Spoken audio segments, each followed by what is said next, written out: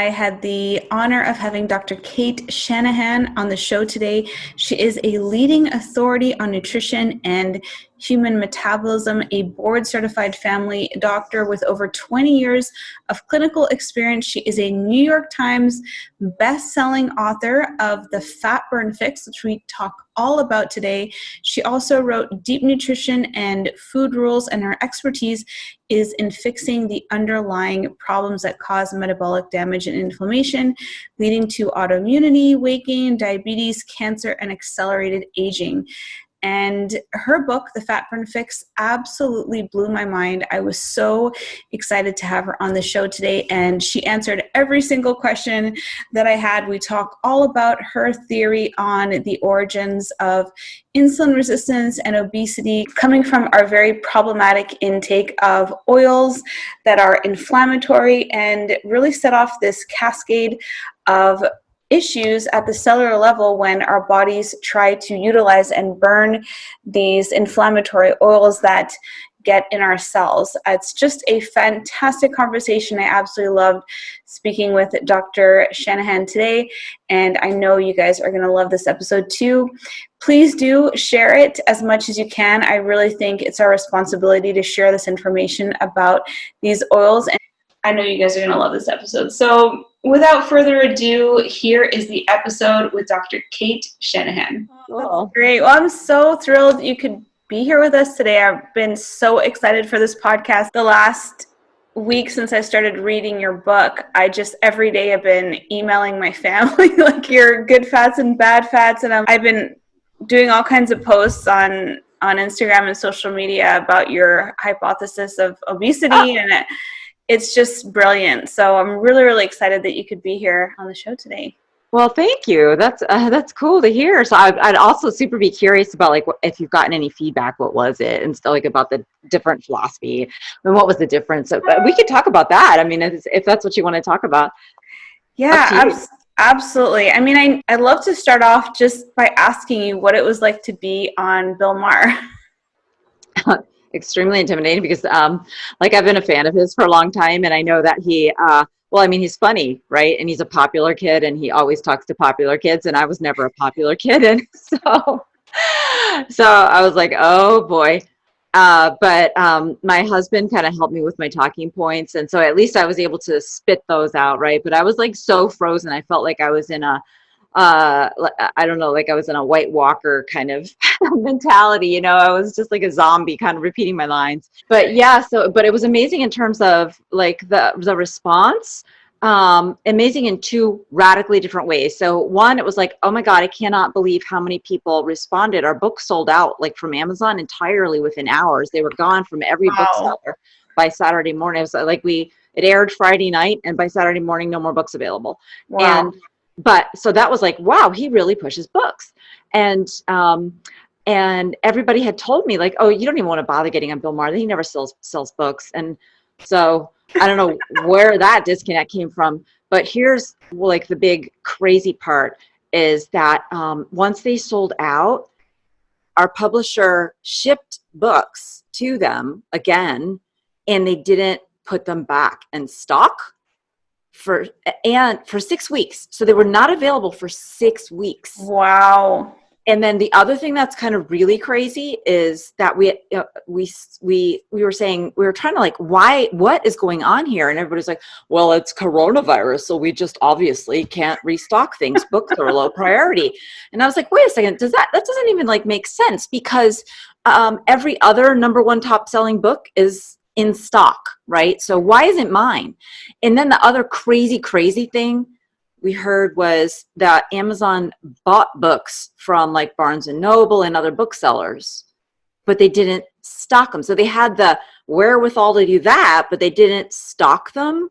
So we were realizing that this was an on-purpose shutdown. That's the only conclusion that I can come to as far as like if there's a logic behind it, other than just like, you know, other than just like random bad luck, which doesn't feel possible at this, like with the numbers of things that just don't make sense.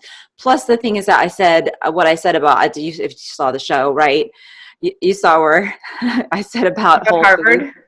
Oh, Whole Foods. Whole Foods, yeah. And who owns Whole Foods? Amazon. Yeah. Yeah. So I said the Whole Foods isn't looking out for your health, right? So I feel like it was maybe, either that was the problem, or maybe it was just the whole vegetable oil thing.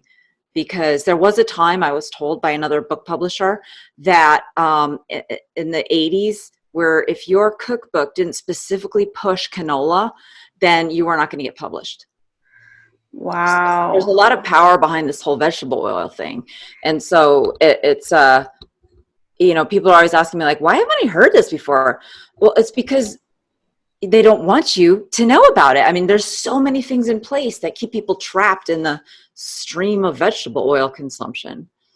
So I've been wondering about that a lot, and I was going to ask you if you had any kind of pushback and that. And I know a lot of physicians who are brave and speak out about things like yourself, they do get a lot of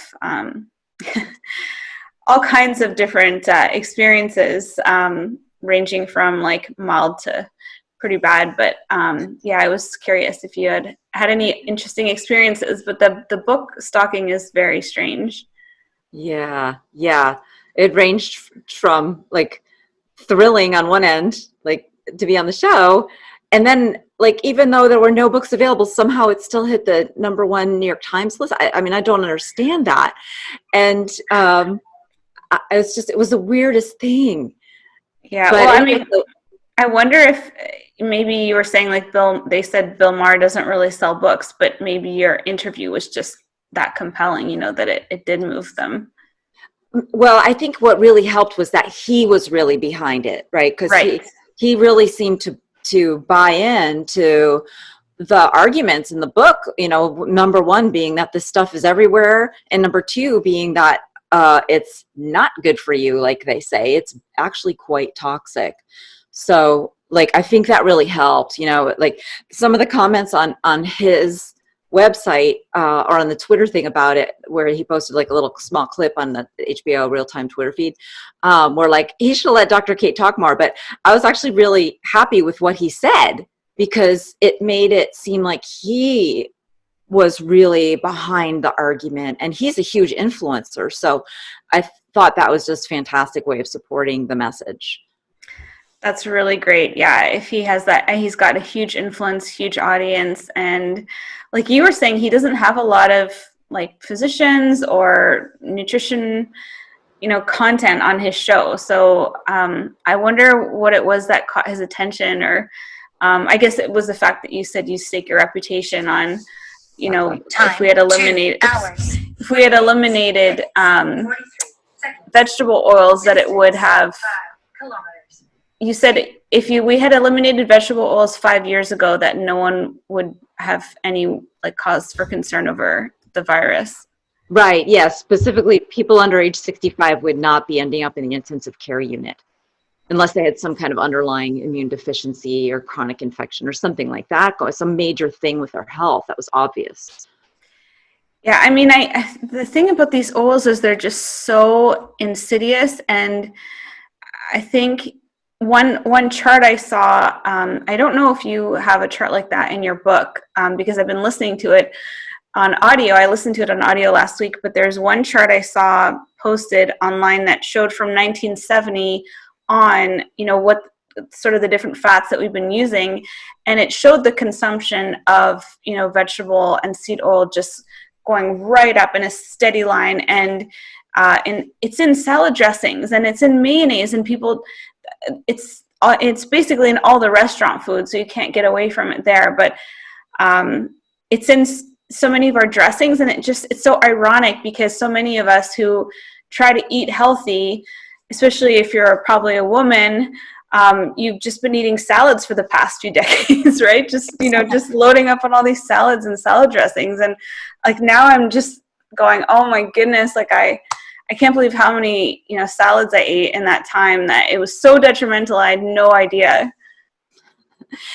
Yes, I mean, there are ways to navigate it. And yes, I do have a chart very similar. Actually, it shows from 1909 to 2020 that our consumption of the seed oils has gone up from like a pound per year, because they barely existed in 1909, to 100 pounds per year per person. Yeah, so, and that's, the total seed oil consumption. That's possibly even conservative. There's, of course, a wide range, obviously, but it's shocking that we're still focusing on the minutia of stuff. Like, people are talking about things that we consume. I mean, it's important to avoid toxins, obviously, but we've been talking about them for so long, all the stuff that's in Roundup and the phthalates and the stuff that are endocrine disruptors. Those things are not good for you, but we've heard about that. And on some level, we can't avoid it because they're in the soil, right? But this is something that we consume as 20 to 50% of our daily calories. Those Right. things we consume in like nanogram amounts, right? And so that, and they're, when the PUFAs, the thing is that when the PUFAs break down, which they do, once they get inside our body and our bodies are depleted of antioxidants, then they break down into toxins. And these toxins are every bit as toxic as things like the endocrine disruptors, if not more so. So it's like we're eating, not only are we eating toxins in trace amounts, because when the restaurants cook with them, with these seed oils, the seed oil biochemistry is just so unstable that it breaks down into literal toxins. So we're consuming them, maybe 1% of the oil, maybe 20% of the oil. Kind of depends on if it was something that was like something that wasn't cooked at all, like a salad dressing, or if it was something that's been cooked forever, like a deep fried something, then that's going to be 20% of basically sheer toxin that you're consuming. And that's, that kind of level of toxin consumption is, I believe, the reason that most people that have a heart attack, and every single one of my personal patients that had a heart attack, I asked what they were eating like the day that they had their heart attack, and they tell me it was something fried in like a canola oil or a soy oil or something like that. And James Gandolfini, the Sopranos, Mr. Soprano, Tony Soprano, he, I mean, it's kind of weird. I get mixed up the show reality and the reality mixed up, because he didn't see it coming in the show and he didn't see it coming in reality. His last meal was like a double serving of deep fried shrimp, right? Breaded deep fried shrimp, right? So that's a massive dose. Yeah, exactly. And it was like, not only that, it was like a dip, some kind of like mayo dip or something like that. I mean, so he couldn't see it coming, and boom, he had a heart attack and died in Rome. So, that is how toxic these things are, is that they are very often somebody's last meal. My husband's going to love that reference, because he was a huge Sopranos fan. It was like one of the only shows he ever bought the DVD or something. And I'll be telling him about it later. But yeah, the oils just, it seems like they're unavoidable if you eat out a lot, unless you're eating specifically at a restaurant that clearly states they only use lard or something. And it's just so sad, because it is the most inexpensive oil. But just to go back to the beginning, I'd love if we could just start off, if you could explain your hypothesis on the connection between PUFAs and vegetable and seed oils, and their, basically this hypothesis you have about them being the cause of like insulin resistance and obesity. Sure. Yeah. So the idea is that because these things are so unstable, we're eating them in such high amounts that even though we're born with a healthy composition of fats in our body fat, over the years, as we eat more and more of these PUFAs, they build up in our body fat to a level where we deplete our body of antioxidants, and now we are like a walking inflammation time bomb. And that's kind of how even I got on Bill Maher, because I was pointing out that the coronavirus is sort of like the throwing the match into this tinderbox of inflammation waiting to happen.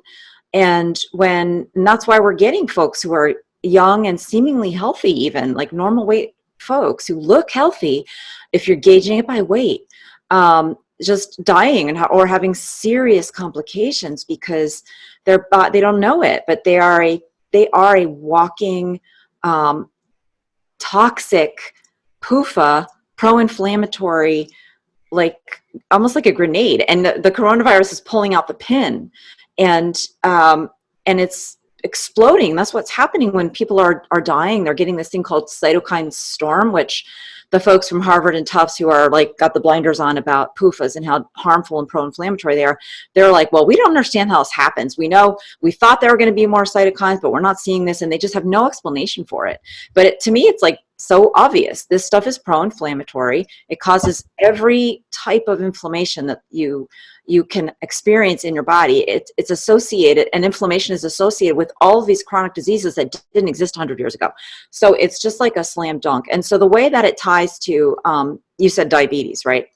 Insulin resistance and obesity. Right. Okay. So the first, I kind of break diabetes down into this series of stages, where I call it a spectrum, the diabetes spectrum, and we have normal, and we have the very first sign of that your metabolism is in trouble, which is when you develop hypoglycemia symptoms. I also call it pathologic hunger. So it's like how you feel is like this toxic kind of hunger where you need energy. You're not actually craving nutrition, it's energy. It's a whole different experience. And then, so from that, which occurs because of the inflammation. So that's not happening because you are eating too much carb. It's not happening because you've gained weight. It's happening because PUFAs cause inflammation, and that inflammation disrupts your cellular ability to generate energy from fat. So cells are always running out of energy, and they need more sugar. And once your cells need more sugar, they're slurping it out of the bloodstream so fast that you experience like little dips in your blood sugar level that your body corrects, but before it corrects, you feel symptoms. You feel not good, like brain fog or anxiousness or irritability. And your brain quickly associates these with hunger because it's smart. Your brain's smart. And it learns that when you eat something, especially something carby or sweet, it feels better. It gets more energy. It doesn't have this difficulty doing its job, right? Your brain hates it when it doesn't get enough energy because every cell in your body, if it doesn't get enough energy for just like 6 seconds, functions start to break down, and your cells can actually start to swell, and you develop serious problems inside the cell. So the brain cells are like that too, and the appetite centers in your brain are in charge of helping you know what's good to eat and what's not good to eat. And in the modern world, where we've completely disrupted that connection between healthy food and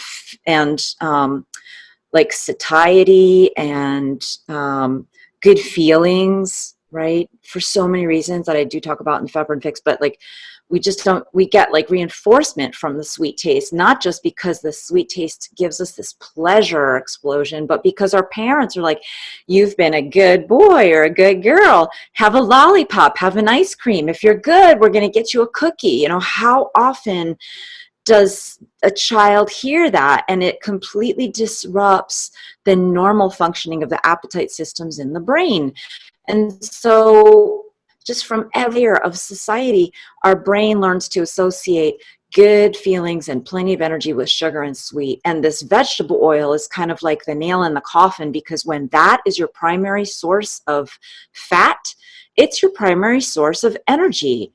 And you can't get energy from these things because they destroy your mitochondria when they are transported inside your mitochondria.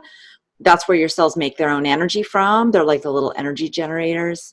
And so you transport these harmful PUFA fats inside the mitochondria, and they damage the mitochondria so they can't produce enough energy. So the cell quickly also learns that, hey, we've got to do something else to get more energy. So it puts more sugar receptors on the outside of the cell to slurp up that sugar from the bloodstream quicker. And that's how you get those dips.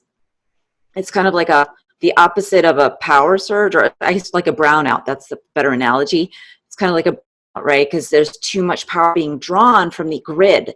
But sugar is not a very good fuel for human beings, because we can't transport that much energy in the form of sugar in our bloodstream at any given time, but we can transport, 10, 20, 30, 50 times as many calories in the form of fat as we can of sugar in our bloodstream. And that's what that looks like in your blood. When we have a lot of fat in our blood, it's actually a good thing. It's a good thing.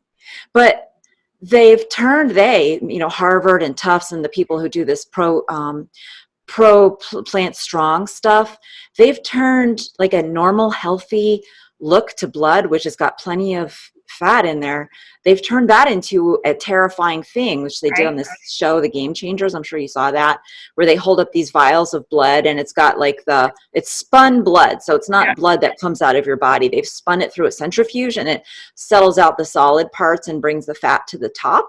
And so they show like this massive fat layer in there when somebody had eaten some, I don't know, whatever it was the night before, that was pretty fatty, standard meal. And they're like, look at all this horrible fat in there. That's just clogging your arteries, which is absolutely a lie. That is a lie. That is not how the body, works. That's not how the body keeps our arteries clean, by making sure that our arteries are always devoid of fat. Like as if they need to be devoid of everything, like as if healthy blood should literally be clear, Is that really, really healthy? Like if someone else showed a vial of like clear blood, look how clean that person's blood is. It looks like water. That's fantastic.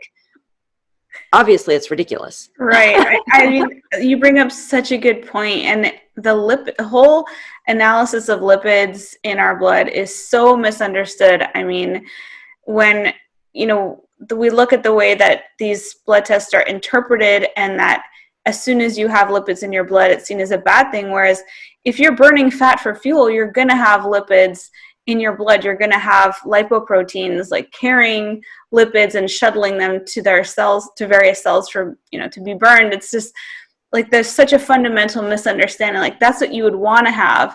Obviously you don't want to have your blood full of all kinds of fuel all the time, especially not like tons of sugar and tons of fat at the same time. But it's such a fundamental misunderstanding just of our physiology. It's such a good point that you bring up. But in your book, what really started to click for me is when you talked about the mitochondria and what's happening at the cellular level, and talked about the biochemistry of it, because that hypothesis makes so much sense, that if the mitochondria, and I wanted to ask you a little bit more about this, why is it exactly that they're unable to burn those fats? Like if we talk about different kinds of fats and the PUFAs especially, why is it that they can burn our fatty acids so easily, but when it comes to those fats, it causes this circuit breaker? I think you mentioned inflammation and like heat. I'd love to know a little bit more about that mechanism of action. So great. Yeah. So just to the lay of the land here and the terms that we're using, mitochondria are the energy generators of your cell. Every single cell in your body has one or many thousands of mitochondria. If you're talking about a fat cell where there's mostly kind of sitting around not doing a lot, they only need like 1 or 2 mitochondria. But if you're talking about like a heart muscle and you're an athlete, you may have thousands of mitochondria, because that muscle cell needs to generate a ton of energy from time to time. Not all the time, but it needs to be able to generate a ton of energy. So part of when you're training aerobically, what you're doing is you're training your heart muscle cells and other muscle cells to make tons of mitochondria.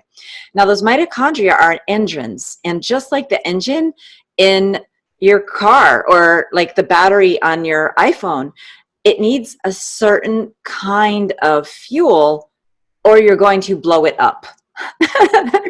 Right? You can probably imagine that if you go to the wrong country, not the wrong country, I'm sorry, you go to a different country and use the wrong like kind of charger for the outlet that's in the wall, maybe there's too much power in that outlet, you're going to blow out your bat. It's not going to work anymore, right?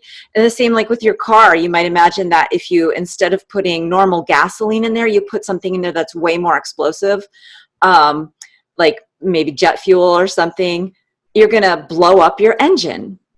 So there's just, every engine has a fuel that it can handle.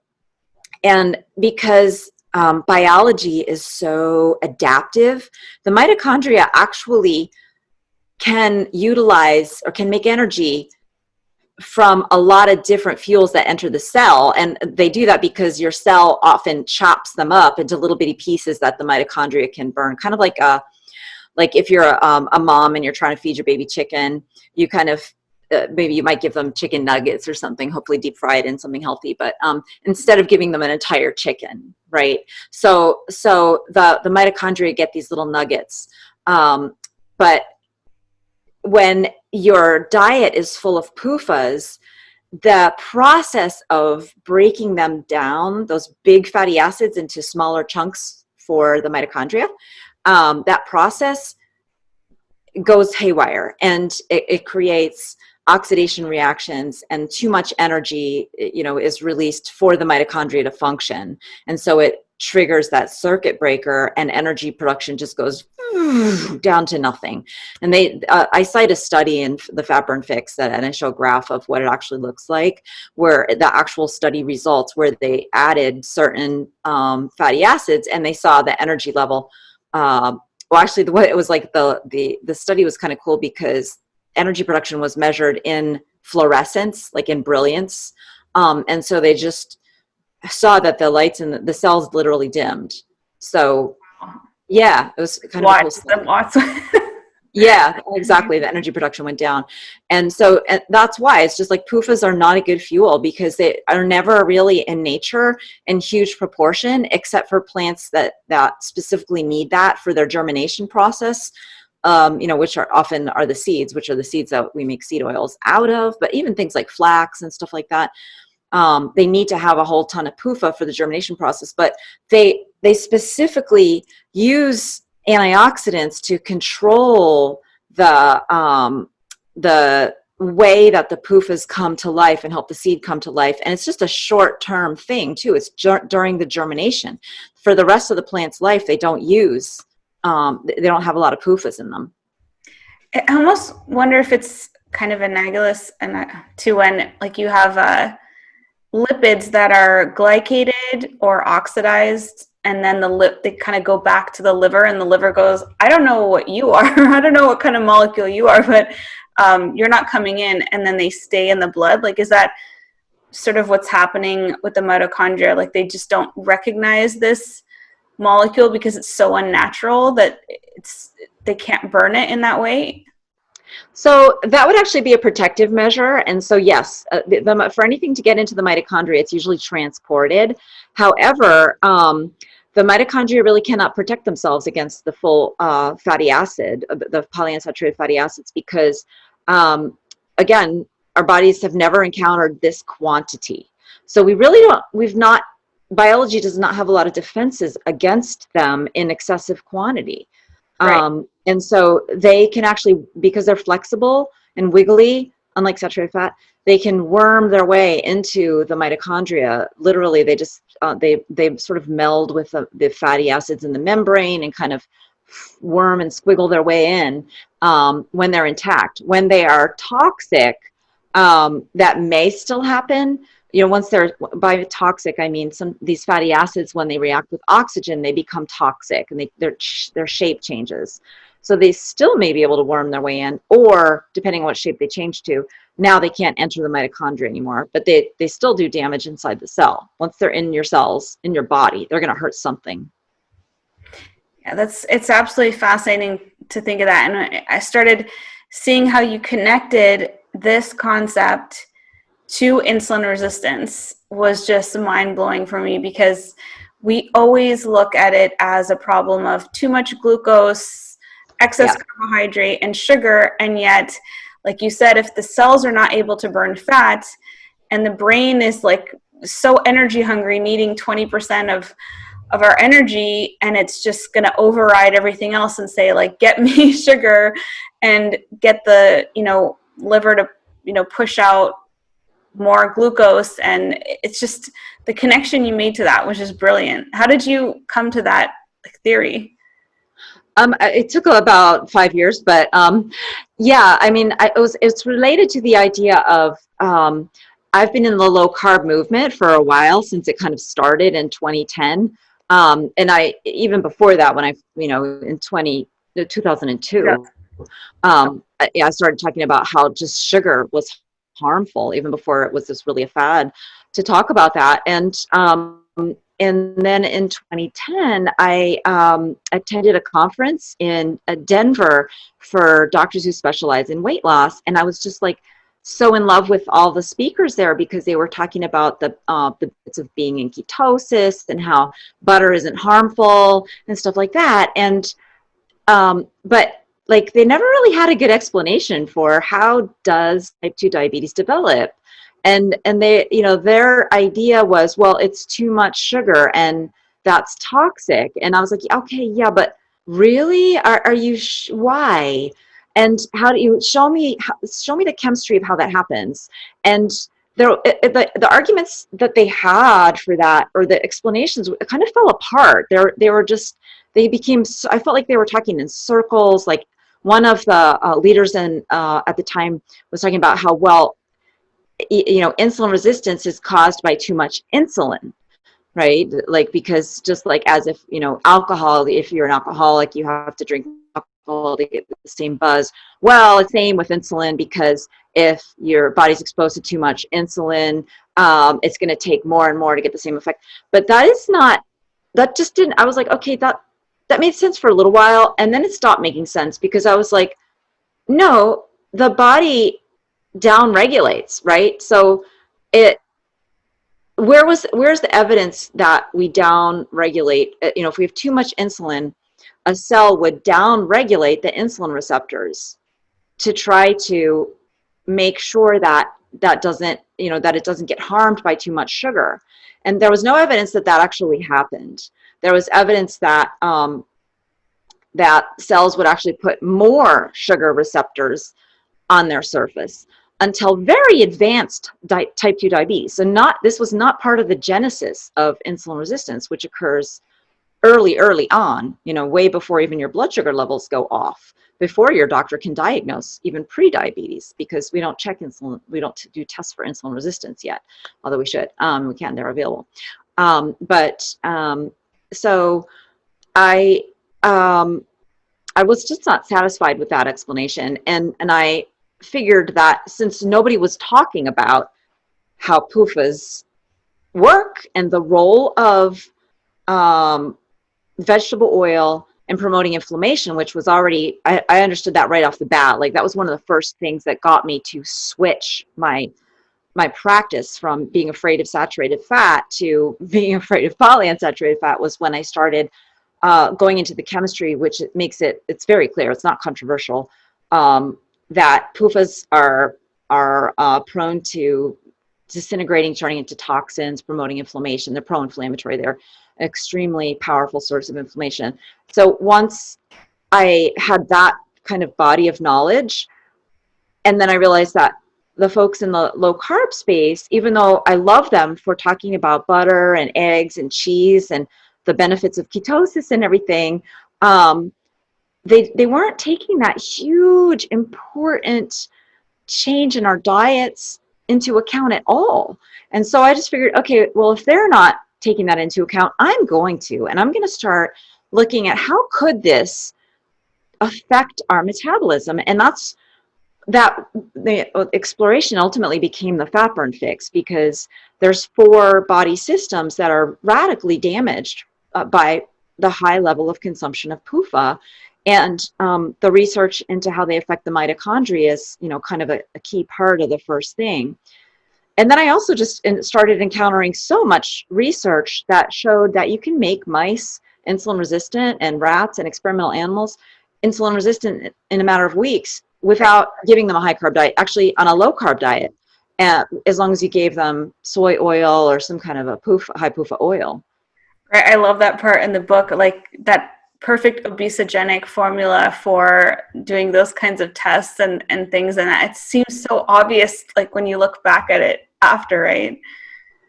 Right. Yeah. So so to me, that this needs to be the number one focus of medical doctors, health practitioners, anybody in the space of giving advice, and any human being with a body that they care about. It needs to be your number one focus of how to avoid inflammation, how to avoid like accelerated aging, how to avoid cancer and Alzheimer's. If you want to lose weight, you absolutely need to get these things out of your diet. And how you feel energy-wise and controlling your hunger is a much more important gauge than the weight on the scale. You know, and the FatBurn Fix, the other thing that it does that I didn't see any other books doing is, and wanted to make sure to do it, is help people understand that your metabolism may be so damaged that you can't quite dive into keto just yet, or you can't quite do intermittent fasting.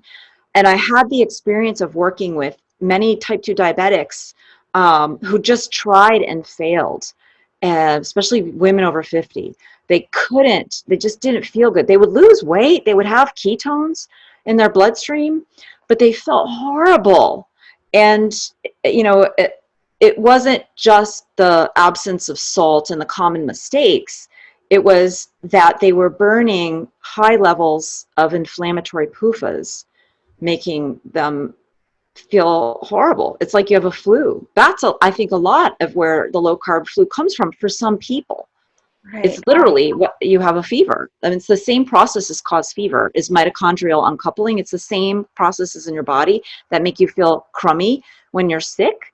When you are burning toxic levels of PUFA, after your body stores of antioxidants and capacity to control inflammation are depleted, which doesn't happen for most people when they're 20, right? So you might be able to do it when you're 20, but maybe not by the time you're 25 or 30. It all depends on what your diet has been and how well nourished you've been. You know, I want to ask you next about the 4 different systems, because I love how you break those down into the 4 different fat burn systems. But one real quick thing I wanted to share with you, I don't know if you've come across this, but sometimes I'll get these like really hot waves, almost like a hot flash, like when I'm burning fat. And for so long, I thought it's the thermic effect of protein. It's the thermogenesis. I eat like a lot of protein. And I just assumed that's what it was. And then after reading your book, I'm like, maybe it's the inflammation, you know, from the cells trying to burn off some of those fats, and they're giving off all this heat, because it was almost like a hot flash. I was like, I'm not in menopause. Like, I still get my cycle regularly. So it must be the thermogenesis from the protein. But then I don't know if you ever have seen anything about that, but that you could physically feel so hot from that happening. Oh, hugely. Like, I've spoken with a lot of folks who are, you know, heavily overweight and probably have something like 30-40% of their body fat loaded with these toxic PUFAs. So they're totally a setup for exactly that experience. And what they've told me is that when they do simple things like climb the stairs, they'll just get like so explosively hot. And they always would assume, it's natural to assume it's just, well, you're more insulated, right? You're doing work and you're more insulated. But I think it's way more than that, because they would also then tell me that that went away, right? They didn't lose any weight, but it went away once they started clearing their body fat of all these toxic fats. Yeah, that just was, I've had so many insights reading your book, but that was a big one, because I always thought it was just the thermic effect of food, which is really high in protein, but it's not that high in fat. You know, there isn't really much of a thermogenic effect. So, but yeah, I'd love if you could break down what those 4 fat burn systems are. Sure. So the fat burn systems are the energy producing. So that's the function of all of these systems. They work together to ensure that every cell in your body always has plenty of energy, no matter how hard you're exercising, and that it's not overloaded with energy when you're doing nothing, like falling, you know, asleep. And so I order them from the most like evolutionarily simple, like the most ancient, really, to the most complex and more sophisticated. So the most simple is the mitochondria. So, you know, for over a billion years, cells have had mitochondria, which are able to produce energy using oxygen. So this is where every single calorie in your body's ever been burned, is inside mitochondria. It's why we breathe the air, because mitochondria use the energy in the oxygen bond to extract energy in the bonds of your food. It's really amazing. And they produce this thing called ATP, and just makes everything go in your cells. And so that's the most simple. And the second fat burn system are the hormones. And the hormones, the job of the hormones is to help distribute our food energy and then release it when we need it. So, right, like after we eat, we have to get it distributed to the body, and we have to use hormones for pushing it out of the bloodstream and getting it into our tissues. And then other hormones help release it again. So insulin is a big hormone that puts it into our tissues, and hormones that do the opposite include adrenaline, cortisol, and glucagon, and they help release it again from storage so that it can be traveling in the bloodstream and energize every cell in your body and make you go. So that's the hormone system. And then the third system is, well, where do we store our extra energy? That's our body fat. And so that is obviously key to the whole process of energizing your body. You need to be able to access all that energy in your stored body fat. And when you have energy in your body fat that you can't access, it's like you're starving. It's like this is where we get the next most sophisticated system, which is the appetite regulation centers in your brain, which are supposed to be receiving signals from your body fat that, oh yeah, we've got lots in here, guys, just good to go. Just give this person tons of energy. And the appetite regulating centers in your brain actually make you feel more energized. That's part of what you feel a little bit like you can't sit still if you're healthy and you've just eaten a big meal. Sometimes you're like, I literally don't want to sit here anymore. I am feeling hot. I got to get up and move around and cool off or something, right? So that is just having a lot of energy makes you want to burn energy. And that's one way that it happens. But when your body fat is full of toxic PUFAs, your brain thinks you're starving. It's not sensing it. There's like these little dipsticks that your brain has receptors for different hormones like adipokines and leptin and stuff like that your fat cells manufacture. And when your fat cells are unhealthy and inflamed, they don't manufacture enough. The signaling gets disrupted. And so the sensors in your brain just say empty everywhere. And it kind of makes you always desperate to get your next meal.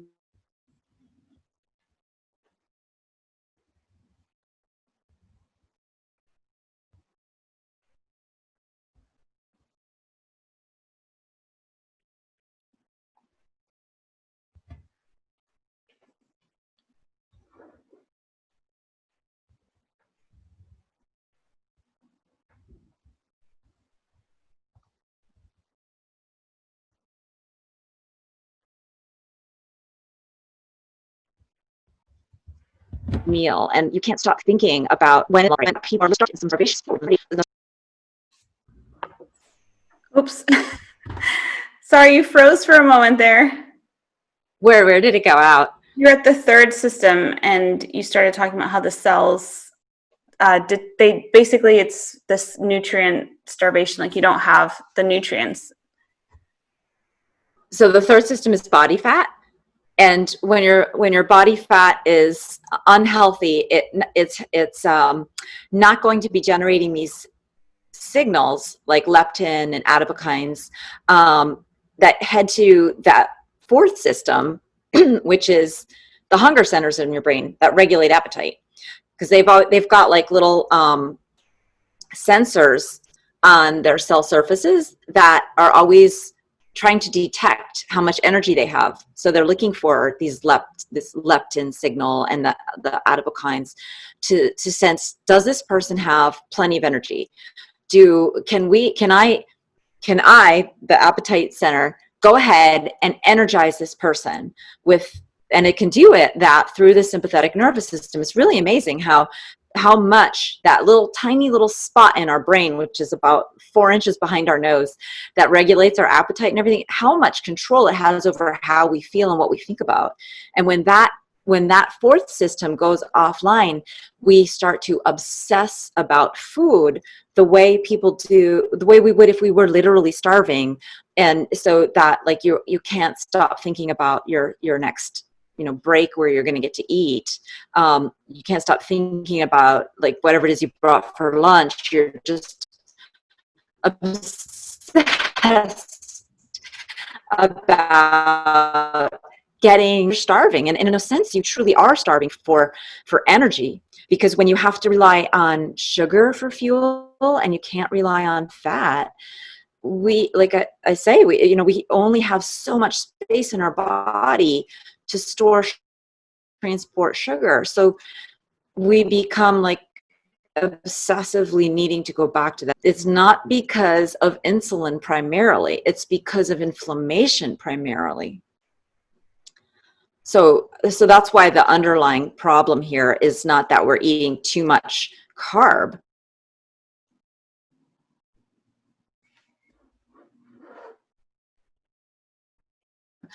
The underlying problem, which PUFA. I think the biggest question that listeners probably have is maybe twofold. First, how do we get these PUFAs out as quickly as possible? And how long do they stay in the system? I think I heard you talk on one podcast about some interesting research that could maybe point to how long they stay in our fat cells. And then, we can talk about the other part of it. Right. So a lot of folks wonder, okay, well, I have been eating these things all my life, and I may have like 20, 30% PUFA in my body fat. What do I do? How do I get rid of it? So my first answer is the very day that you decide to stop eating them and accept healthy fats into your body, you're going to experience more energy. So it's not like you have to clear them out to experience more energy. But to completely heal your metabolism, you have to clear them out as much as you possibly can, which takes a while, right? But you don't need to go through the whole multiple year routine. And it is going to be it's like a year and a half. Oh, sorry, there's like a boat going by that's making a huge motor noise. Can you hear me okay? I can't hear it, so. Oh, okay. Sorry. So I'm on a lake here, so we get some weird sounds. It's like a giant fan on the back. So I've never seen anything like it. So like a hovercraft, or it's almost like a hovercraft, but it's moving forward. It's not hovering. So what was I talking about? Yeah. So so it takes a year and a half. The half-life of the amount of time it takes to exchange half of the fats in your body fat is about 18 months. And they know this from nuclear studies that were done after some atomic bomb testing in the 50s. How long did it take for that radiation to get out of a person's body fat? Well, half of it took about 18 months. And these were normal weight people. So it's unknown whether or not the half-life changes if you are more, if you're overweight. So but the half-life, only that 18 months only gets you half. So it takes about 3 half-lives to get down to 95 to 99% all gone and cleansed. But this is the most important detox you can ever do. Is people are always talking about, well, I want to do a cleanse or I want to do a detox. Getting this PUFAs diet and getting healthy fats into your diet, that is the most powerful detox you will ever hear about. It just takes, it takes a little bit longer, but it has like permanent effects, right? It's not like you have to do another one, in another 6 months. You have detoxed your body once you've done this. And now you are going to experience life as a human in a whole new way. It's going to be so much more fulfilling and rewarding. I mean, your theory just makes so much sense. And I think about so many different situations now, looking back, like people who have tons of energy stored on their body and yet are tired because they can't access any of it. I always thought, well, that's insulin, it's carbs, the insulin is telling the body to store and not take it. But then logically you would think, okay, so the fastest way to get these out would be to maybe go on like a long-term fast or something. But that is going to be ineffective if you're not replacing the fats, because like you so clearly explain in your book that if your mitochondria is, if there's like a circuit breaker, a fuse blowing every time it tries to burn those, then fasting won't help with that. And like, I know from personal experience, I did like really extended fasting where I got to a point where I test my blood glucose and ketones a lot for data. And I was no longer in ketogenesis from extended fasting. And I couldn't figure out what it was. My blood sugar was so high. And I'm like, this makes no sense. Like, I should just be burning pure fat at this point. And my body was not burning fat. It just wouldn't burn it anymore. And then looking at your theory makes so much sense. Like, the cells couldn't burn it. So it started burning and breaking down muscle and using maybe some glycerol, but mostly using, probably amino acids and lactate, because it just couldn't burn that fat anymore. So, that really blew my mind when I started thinking about it from that perspective. Yeah. So, absolutely. What you just said sounds extremely reasonable. Could very well be the explanation for that phenomena, but the tragic thing is that what doctors like myself learn is that, people who are overweight, we don't have a good explanation other than they're lazy and they're gluttons. We don't think of them that way, but we don't talk about it that way. We're not, it's not top of mind, but it's sort of like the secret thought that is like, well, this person just doesn't really have self-control, but it's nothing like that. It's, when you're craving energy, your cells in your body are going to die if they don't get sugar. So it's not like that's not the time to be using willpower. The time to be using willpower is to create the kinds of meals that I talk about in the FatBurn Fix that will give you that energy so that you don't get to that point. And the other thing that's kind of key that I don't think we've brought up yet is that some people, if they're really, not healthy, if their metabolism has kind of gone far down that road, they're just not ready to lose weight, right? Because if you're not able to burn your body fat efficiently, how are you going to lose weight? How? You're going to get into a state where what you just described starts happening. You just aren't burning body fat. You're converting muscle into sugar now. And that's really harmful for your metabolism. You're breaking down potentially organs, it's crazy. And we just tell overweight folks, no, just go on these. It's totally fine. Just, you want results quick, right? You need to stay motivated. And if you don't have rapid weight loss, you're not going to stay motivated. I think that's a terrible idea. It's extremely dangerous and unhealthy. It's based on an absolute ignorance of what's really going on in the body, and just absolute wild ignorance of the whole problem that people have with the PUFAs in their body fat being inflammatory. There's just no accounting for any of that. So that's why the first step I want people to do before they start on the plan is assess their ability to burn their body fat with the FatBurn quiz. Yes, I love that. And it kind of goes through everything with regards to, potential hypoglycemic symptoms and all of that. So you kind of build a plan to go along with people and meet them where they're at, wherever that is metabolically at that time. So if someone's wondering, like, what is the best way to detox and get these fats out, maybe if fasting isn't the best way to do it, you need to be replacing and adding in healthy fats so that you can sort of work with your body. Exactly. That's exactly what I recommend. Yes.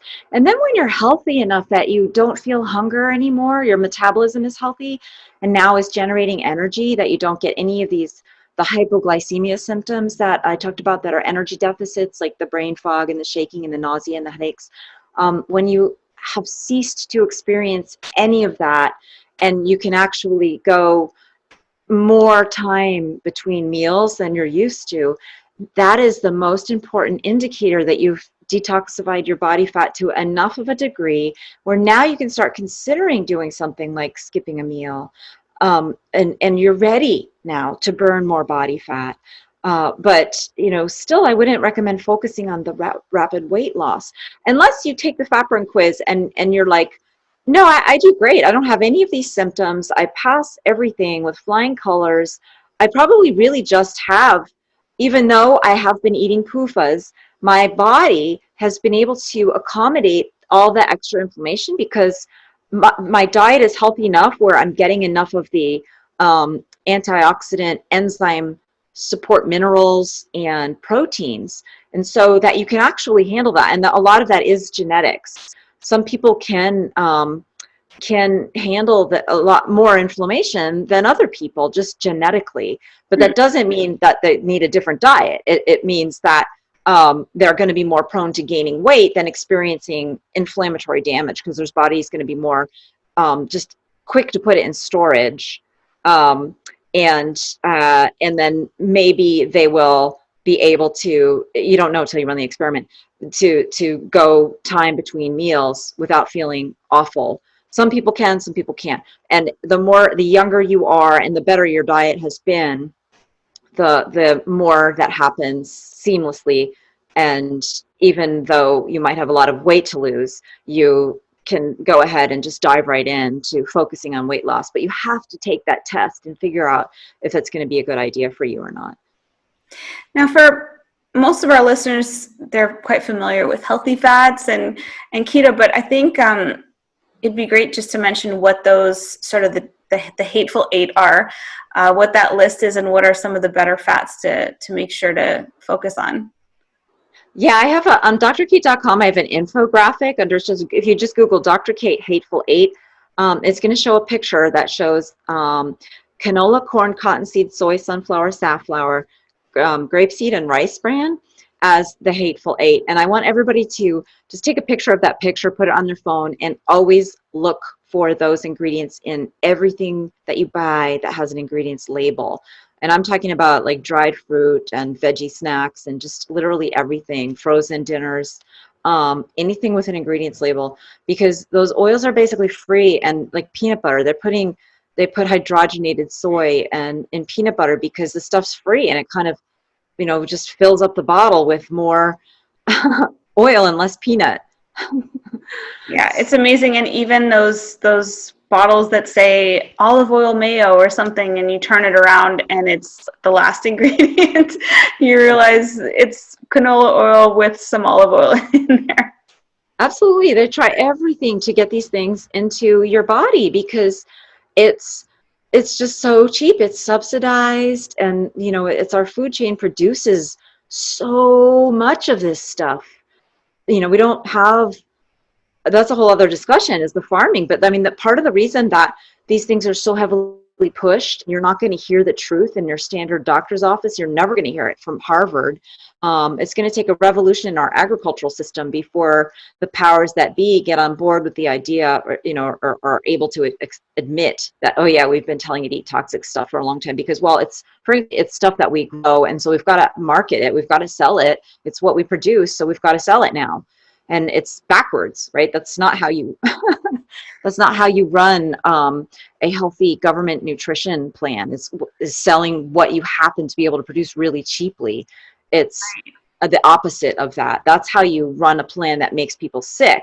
And so on top of that, what we've got is another plan that capitalizes on the fact that now we've got all these people who are chronically sick and unwell. Well, what else can we do to make money off of that? We can put stents in their hearts. We can tell them they have to take these prescriptions to regulate their blood sugar, when the reason they can't regulate their blood sugar is not because they have a deficit of medications like glyburide and metformin and so on. It's because they have a surfeit or an toxic levels of these PUFAs. But you're never going to hear that from a standard doctor because we don't learn that. Doctors are victims of we're living in the age of fake news, right?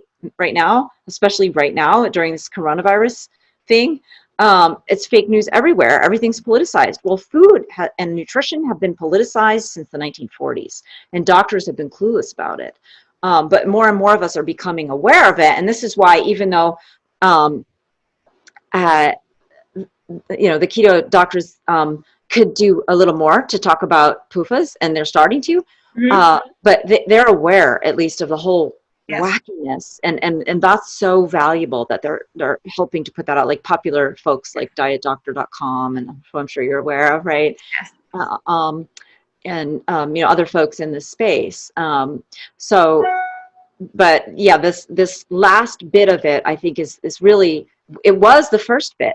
The reason that we're afraid of saturated fat is because we needed to sell Procter and Gamble Cotiline.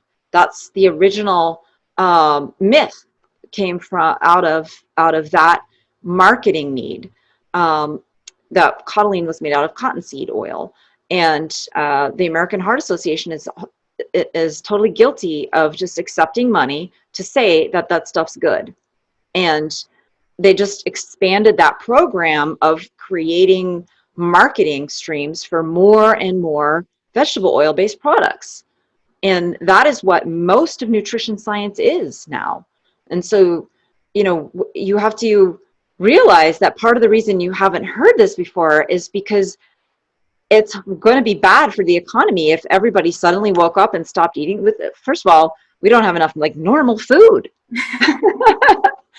So that is the reality. But I believe that the market will work itself out. We will stop producing junk food. That's what our farms produce now.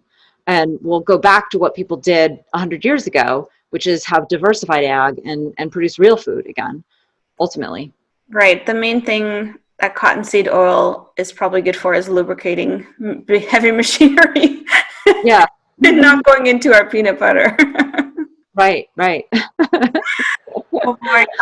Can we touch just quickly on fish oils? And that was one question I had because I was sort of looking in. I love, sashimi. I know a lot of people love to eat, sushi and sashimi. And I was curious about the fats in that, and in like salmon. I'm gonna guess that you're in favor of wild salmon and those kinds of fats, but is there what do you think about just sort of the omega-6 omega-3 ratio overall, and and eating fish? Is there any concern there?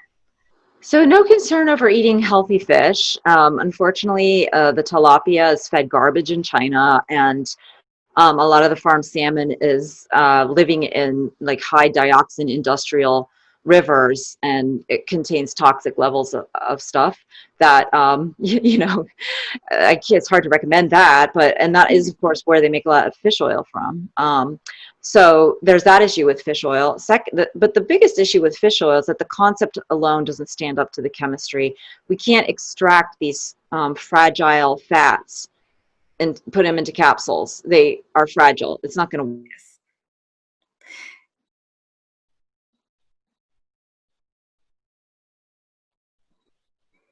work. So there's been studies that show if you just cut back on the omega-6, then a little omega-3 that we do have in our diets is magnified, because part of the reason that when you do biopsies, you find such a low amount of omega-3 compared to omega-6 in people's body fats and some other tissues that aren't heavily regulated, that you find this asymmetry, because omega-3s are more fragile, and when there's inflammation, they're going to go like 20 times faster than the omega-6s. So if you just reduce the inflammation by reducing the seed oils, then whatever omega-3 you were getting, and you can still get from whole foods, like nuts and dairy fat and egg, properly fed animals, you don't need to supplement, because it's like, say you were just getting a total of maybe like 200 milligrams a day, which is a fifth of a gram, when all was said and done, right? So, but you're actually consuming a gram or two. Well, now that gram or two that you're going to consume, instead of being whittled down into a fifth of a gram, it's going to stay a gram or two. So you're not wasting your food. And by the way, when the omega-3 that's in your diet, when it does oxidize, it doesn't just politely disappear, it breaks down into toxic stuff. So again, it's another source of toxin. It's almost like you consume like these, in deep nutrition, I talk about them as like zombie fats, right? Because the way that the PUFAs break down in your body is is a very quick reaction. So it's a chain reaction, it's called. And so you can have one oxidation reaction occurring in one PUFA molecule, and 1 second later, 9 billion PUFA molecules have been damaged by that one oxygen chain reaction that got started. And so that's how like these zombie fats, I call them zombie fats in deep nutrition, the broken down PUFA byproducts, because they're just useless in our body. All they want to do is destroy our cells, and they multiply. Then they keep multiplying inside us when we have a lot of canola oil or soy oil in our diet. Even though the bottle may not contain high amounts of toxins, it's the PUFAs become toxic in this setting of a body depleted of antioxidant and inflammation control capacity, if that makes sense. Yeah, you cut out a little bit there just at the beginning, and I was just wondering, so in general, do you think people should avoid consuming, because a lot of people try to get salmon into their diet to, increase the omega-3. So is that not a good strategy? So salmon is super healthy if it's well fed. The wild salmon? Yes, because we still do need some omega-3 in our diet, and that's a great source. And if you like salmon, do it. You don't need to go crazy on it, because if you're also consuming nuts and dairy fat and eggs and other animals that were properly fed, then you're going to get enough. There's a lot of sources out there, and salmon is the best source is not the fillet, it's actually the skin. And most folks don't realize that, and they just have the fillet. So actually canned salmon that's canned with the skin on is going to be a way better source than going to a fancy restaurant and having a fillet. Yeah, I love canned salmon.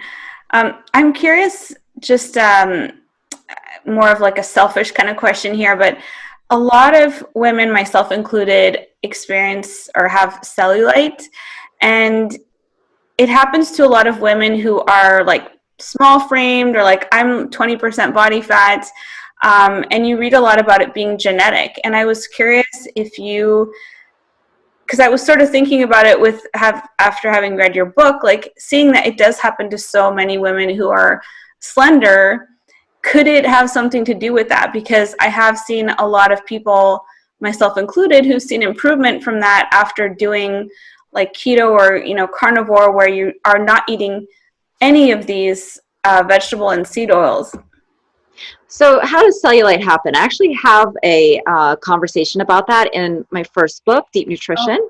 And I have a little diagram of like what is the difference between fat that has cellulite in it and fat that is not cellulite. And the difference is connective tissue. So the connective tissue is the stuff that are like our ligaments are made out of that. What supports our skin is a layer of collagen that's flexible. And the more of that flexible collagen we have in our skin, like it's like if you built a house and you spaced out the 2x4s in your walls a little too far, the house is going to be less sturdy. The walls are going to be kind of wibbly. Well, that is almost literally what happens with cellulite. We have less supporting infrastructure, collagen infrastructure. And why does that happen? I don't know that it's genetic. I think it's really more epigenetic, which is another concept I talk about, that how your parents' nutrition affected you, and your grandparents and so on. If that goes on long enough, then yes, it becomes genetic.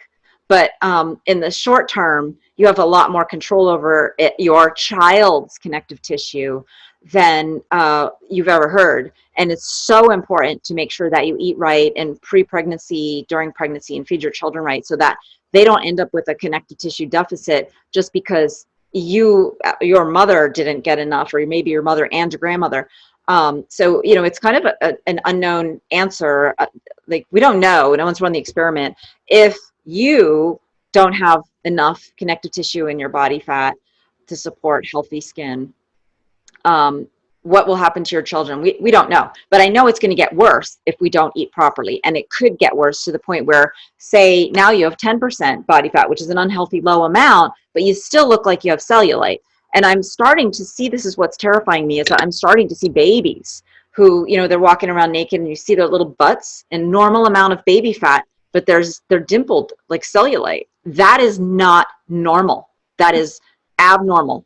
And that is epigenetic, because some of these actually, in my own family, I've seen this. And I didn't see it on my little sister when she was walking around naked, but I do see it on her child. And it's not her fault, because I think it was epigenetic, and it's not my mother's fault. I'm not looking to blame people. I'm looking to understand how this happens, and how very, very, to see and say how very, very important it is that we don't do the pregnancy thing mindlessly on a whim and a prayer, crossing our fingers and just, you know, going to our OBGYN and counting on the medical system to help us have a healthy baby. Forget about it. The medical system loves it when your babies are unhealthy, because one unhealthy baby can cost $500,000. That means $500,000 of pure profit. It's just evil when you think about how it's all tied together. And yeah, it's really sad. I mean, just, I guess you're probably still a big fan of bone broth, because that can help with that connective tissue. And like, what are some other things that can help with that? Oh yeah, bone broth is like the biggest. Now bone broth is made out of some really amazing, unique molecules. I want to talk about that just for a second, because there's two kinds of molecules in there. One that help us with our connective tissue health and can give you, and you've got beautiful glowing skin. I don't know if maybe that's genetic, or maybe it's some of the bone broth. A lot of gelatin, gelatinous meats. Yes. So there's two kinds of compounds in there. And one is like this unique compound that you cannot get anywhere else in the food chain. You can't get it from plants. It's molecules that are combined amino acid and sugar. So they're this new kind of molecule. It's not a protein. It's not a carbohydrate. It's a glycosaminoglycan or proteoglycan. So these have special properties that support the cells that make collagen and make you have beautiful skin and strong tendons and joints. And then the other thing that comes from breaking down collagen itself, like collagen hydrolysates, which you can now get in a supplement form, are peptide sequences that are unique to collagen that have the same kind of signaling properties that do the same things. They support the growth of healthy skin and healthy joints. This has been studied in the laboratory, and presumably healthy, strong bones and everything else. The fibroblasts are the common link in all of these tissues, and you would expect that what's good for a fibroblast in your skin and your ligaments is also going to be good for a fibroblast in your bones and the ones that produce your hair and your nails and everything. And everybody who takes these whether it's a collagen hydrolysate supplement or bone broth itself, they always tell me like, oh, my nails are so much stronger, and people are, my hair is growing in thicker. And someone actually said that their friends were asking whether they had Botox because their skin looked so good. So yeah, I get that a lot. People, when I write that I'm 37, like on my page, or people will be like, stop using the Botox. And I'm like, no, like I'm against Botox. It's a toxin, please don't inject it into your face. I'm like, it's really just the gelatin and collagen and all that stuff. Awesome. Wow. I would have guessed like 22. Wow, thank you. Well, I'm just absolutely blown away by your book. I'm so happy to hear that it's selling out so much, that it's a bestseller. It really deserves to be. And I know after I posted it, so many people said they bought it, and I know so many people listening are going to want to buy it. So I'm assuming you can get it on Amazon, I hope. Yeah, it's still on Amazon. You can go to my website though, and that'll link it if you don't remember the name. So just remember drcate.com, drcate.com, and that'll get you there. And you also have another amazing book. I haven't read Deep Nutrition yet, but it's next on my list. Awesome. Yeah, so that one was published in 2017, and that one, like the real intent there was to clear away all the cobwebs and the arguments from the discussion about what is a healthy diet, and to decide what does the real science say? It's just that we never looked at the real science. And so the culinary arts are our best science on what does a human need, because the culinary arts are a reflection of traditional recipes. And 100 years ago, we didn't have all these chronic diseases, and we used, the food from a healthy food chain, not an adulterated, toxic food chain like we have now. And so that is really the compendium of how to eat like a human. And I put it all in deep nutrition. And so, because you can't, like I've been saying, you can't count on the medical system. They don't want you to be healthy. All of nutrition science is completely garbage, because it's just stuff to promote selling what we grow, not the other way around, which is what should we be growing? We don't do research to ask those questions anymore. We used to in the 20s, in the 30s.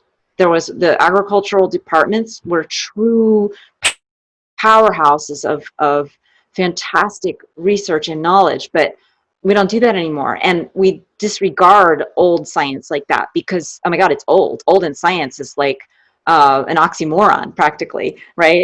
It's like, well, if it's old, it's not science anymore. That's not the case. Science is science. And our new science is just so contaminated with, the need to make money that you can't trust it at all. Right. I couldn't agree more. I'm curious what your opinion is on, there's been some controversy in the last few months in the keto and carnivore and low carb space. I'm sure you've seen about fats coming from pork and chicken. And I was just curious if you had any thoughts on that, being as, you're such a fat expert. Oh, thank you. I take pride in being a fat expert, a big fat expert.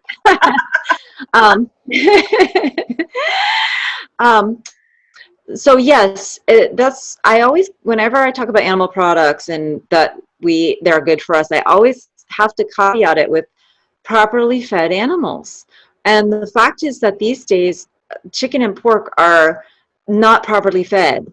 And it's worse in the chicken and pork industry than it is in the beef industry, because beef are bigger, I guess.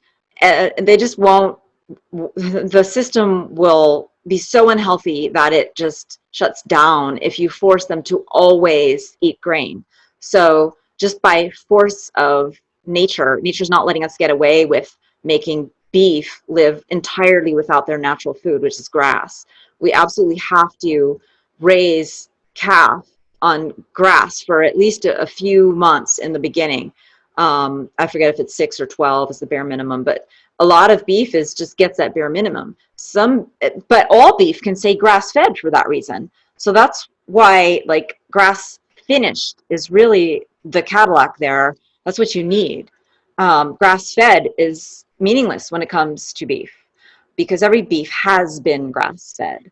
But in the chicken and the pork world, they can do all right. That for whatever reason, we've bred them maybe. They can do all right on pretty much horrific diets containing things like plastic and sawdust, and still be able to reproduce. I don't know how much longer that's going to go on for.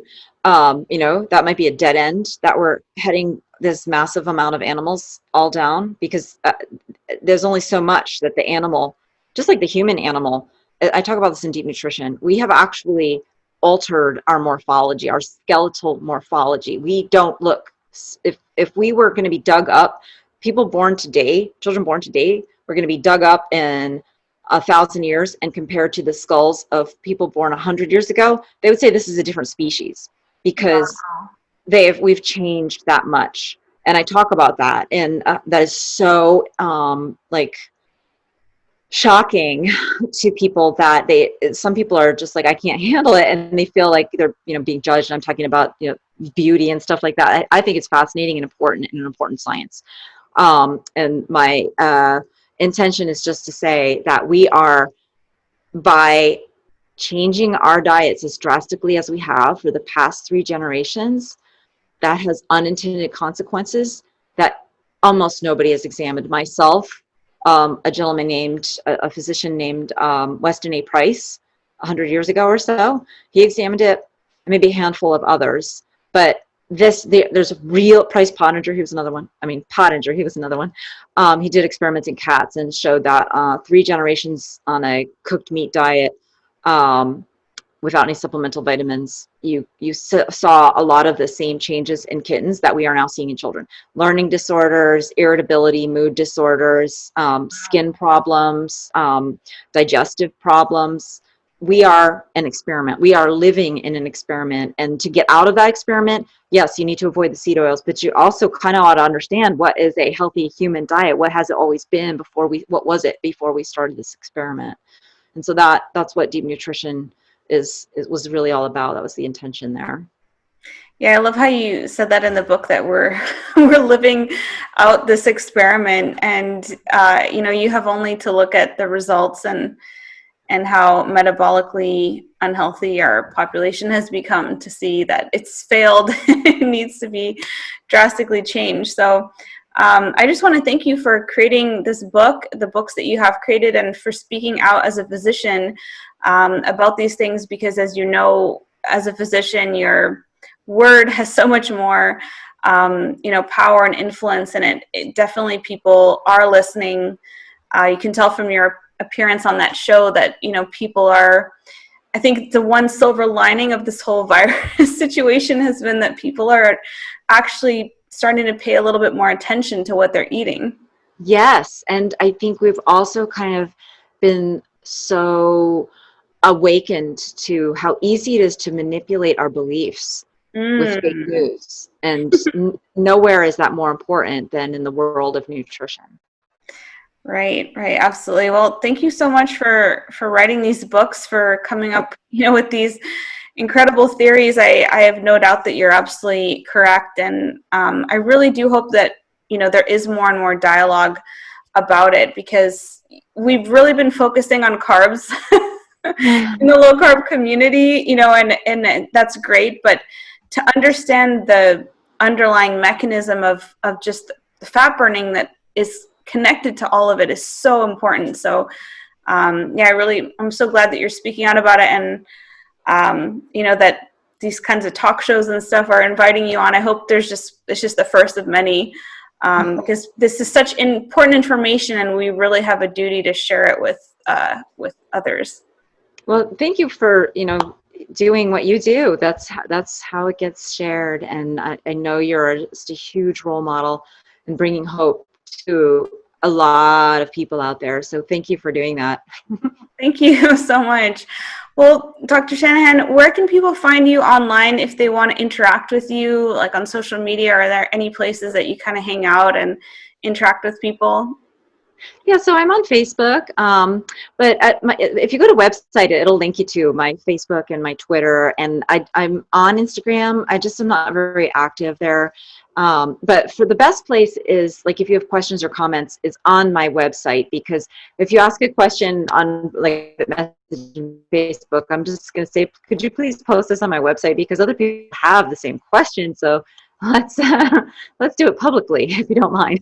Absolutely. That's great. Yes. I love when people post things in the comments so we can all dialogue and exactly. all that. Well, thank you so much for being on Fast Keto today, and we'll look forward to seeing more of you on TV, hopefully, and just more and more of your book everywhere. Thanks so much for having me on. It's been fun talking with you. Thank you guys so much for being here, for watching, for listening to this episode. It was one of my absolute favorite episodes ever of the show, and I think one of the most important episodes I've ever had of the podcast. I would love, love, love if you would share it with people that you care about, so that they can understand how this, impaired metabolism happens at the cellular level, and how this can damage our mitochondria, and how important it is to avoid these hateful 8 oils that Cate puts it. I have all of her website, books, and information linked here in the show notes for you guys, and I really hope you follow up, buy her book. It's absolutely phenomenal. Probably going to become the most gifted book that I ever hand out or give to other people, because it's absolutely blown my mind, and I know it will blow your minds as well. So thank you guys so much for being here. If you want to check out coaching with me as your coach and guide, you can go to ketogenicgirl.com and you'll see all of my meal plans and programs there. And all of them come with my support and coaching in our members coaching and support group. So thank you guys all so much for being here today. I really appreciate you all. Sending you all lots of love, and as always, wishing you a fat-filled day till the next episode. Bye for now.